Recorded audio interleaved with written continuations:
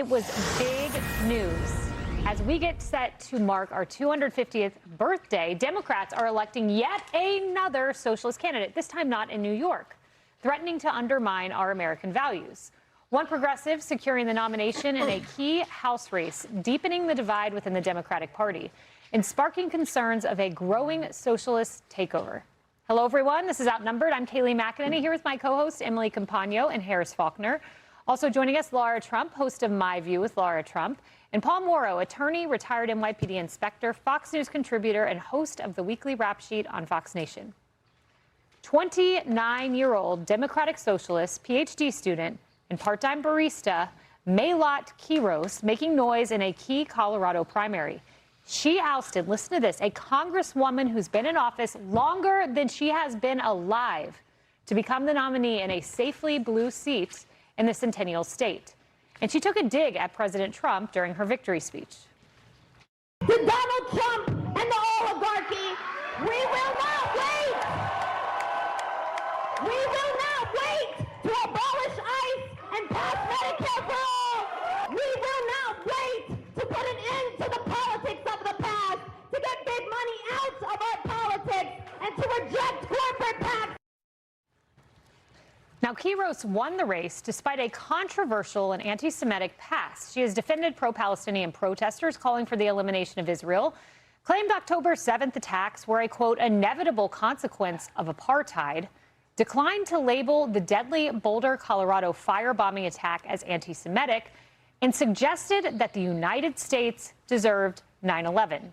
She is just one of more than 24 radical far-left Democratic candidates who you are looking at who won their primary races in this midterm cycle. Now, listen to this statistic.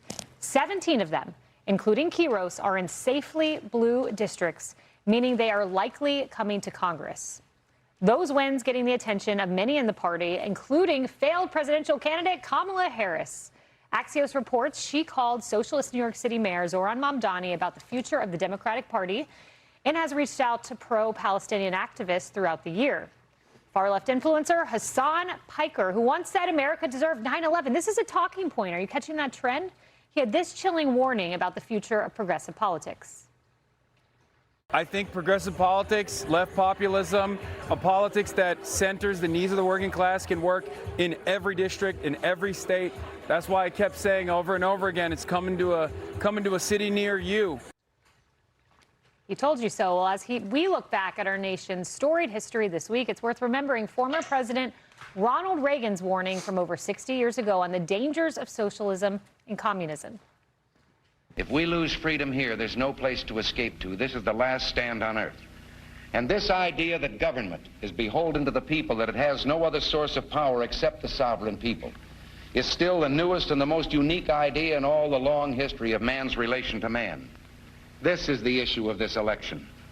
Whether we believe in our capacity for self-government or whether we abandon the American Revolution and confess that a little intellectual elite in a far distant capital can plan our lives for us better than we can plan them ourselves. Well, we are at a crossroads, Laura. I woke up at 2 a.m. because I was dying to know if Quiros had won. I looked at my phone, and I was not stunned to see you had a progressive, a socialist, a DSA member win in Colorado. I was on My View with you, and you and I talked about how Democrats are saying, this is New York, this is New York, this is New York. No, it's not New York. It's Colorado, it's D.C., it's L.A., it's all over the country. That's right. And something else that we famously heard from Ronald Reagan is that freedom is one generation away from extinction. And I think that's palpable right now. You feel it all across this country. Yes, we've seen it happen in New York. Yes, we've seen it happen in Seattle. But look at how many people we just had up on that board. This is happening all across our country. And it's crazy to me how far the Democrat Party has fallen really in a very short period of time. You look back at the policies of a Bill Clinton, he would be a Republican today with a lot of the policies he had. But that is why I think this midterm election becomes so important.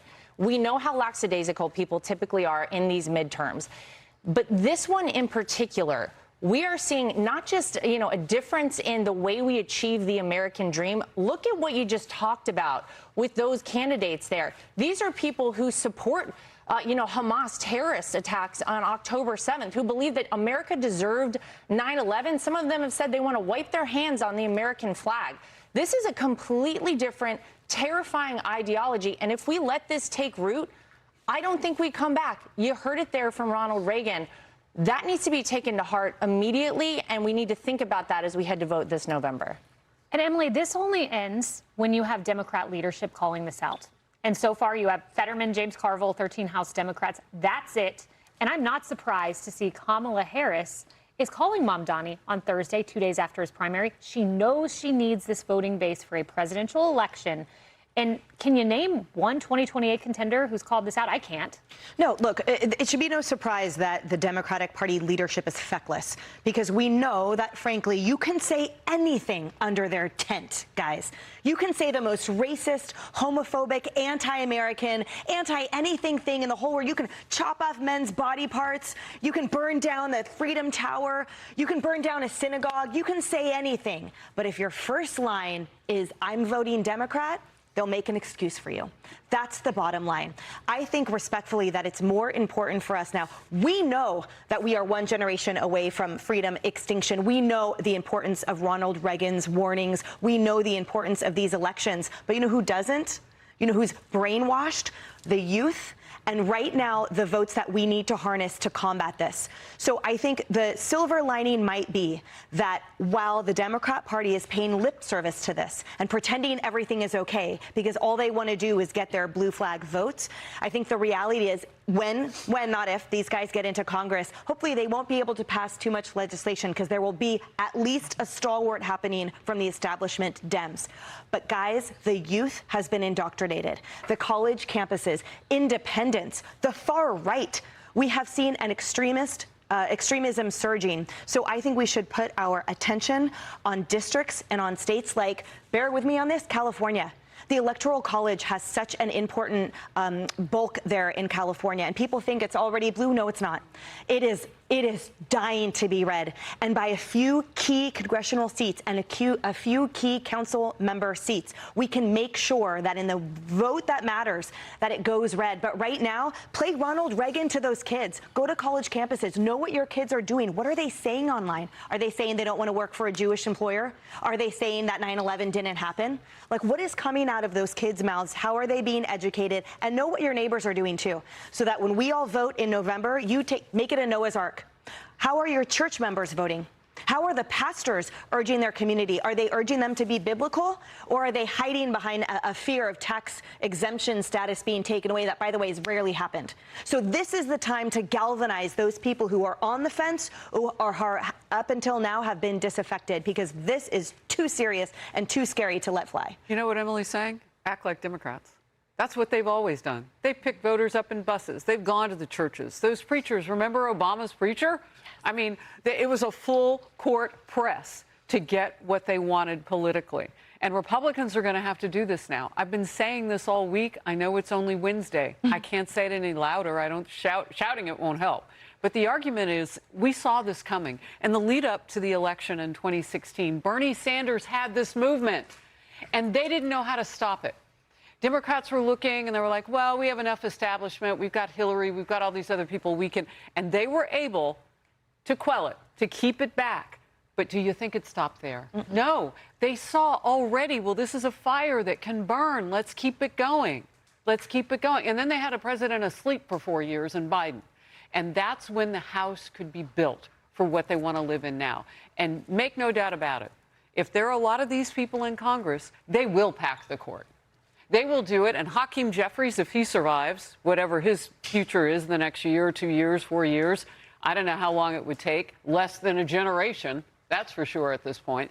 But for those establishment Democrats, will we even recognize them again at that point? Because it seems like everybody gets hooked on winning like that on the left. And then everybody will be all gelled together. How do you fight that? You've got a window now. I agree with you. This is our time to keep from happening what we've already seen with other socialist and communist countries. We have to stand up now. Paul, here's the problem. Democrats with a college degree, 41% like socialism and like these candidates, like leaders who identify in that way. It is 26% when you go to the non-educated. So the people fueling this are the people who sat in the faculty lounges, the people who are educated in our colleges and universities. And the problem becomes, even if you have established Democrats speaking out against this, We're talking about polls here. And when you have AOC and you have the squad, they pull the center this way. They've pulled Hakeem this way. And now when you go further left and you go to 9/11 justifiers and you go to abolish ICE and no deportations, you will move the center left. And we will have a group of leftists like Hakeem apologizing for DSA members and congratulating them on their victories. Yeah, it's a continuum, and it's a normalization of the radical end of the continuum. And, you know, to Emily's point, you got to get out there and say this stuff, but that's exactly why they shot Charlie Kirk, right? Oh. So that's how this stuff, no, there's nothing new here. Let's go to the underlying causes, because you have a perfect storm of leftism here that I believe is driving this. Number one, we can go back to Bill Clinton, another wolf in sheep's clothing, picked up America's manufacturing base, putting China in the World Trade Organization and giving them permanent most favored nation status, right? President Trump's talked about this. So our manufacturing base, zoop, picked up, went over to Beijing. So these kids in the Midwest and the heartland, when they look around, of course capitalism looks like it's failing them, because capitalism is alive and well in a factory in Shanghai. So that's where they are. They're looking around and say, where was the jobs that my uncle, my father, my grandfathers, they all worked on? They had good union gigs, by the way. Boop, they're gone. So now the Democrats are saying to us, how do we get to blue-collar males? Well, how about maybe giving them their jobs back? They don't realize that Donald Trump's the best ally they got. That's right. Because he's trying to bring the manufacturing base here. That's what it's about when he says Japanese are investing $1 trillion here. We got this group over here going to do $1 billion here. They're jobs. That's what they shifted out of town. Then you got Obama, who moved this whole thing to the left. 1/6 of the American economy, thanks to Obamacare. If that's not socialization, I don't know what it is. So that's pure socialism, which we were told was going to fix the affordability crisis on health care. Now, all of a sudden, affordability is the buzz term on the left, and one of the things driving it is health care. Hello, wasn't he supposed to fix it? You can ask Bernadine Dorn and Bill Ayers, who he had at the opening of his library, by the way. And then you got the whole thing coming forward. The last president didn't know what planet he was on, so of course they got in there. You add 15 million more migrants, who they also threw into socialized medicine. So no wonder that all went up. And so when you get all of that together, coupled with the fact that the teachers' unions are all Marxist because they want control, that's all that's about.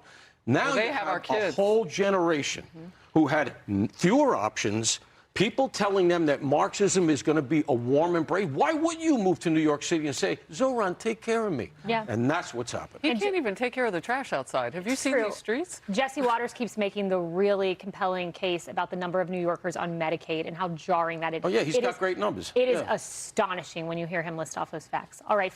Be sure to like and subscribe for all the Fox News latest on YouTube and catch full shows streaming now on Fox One.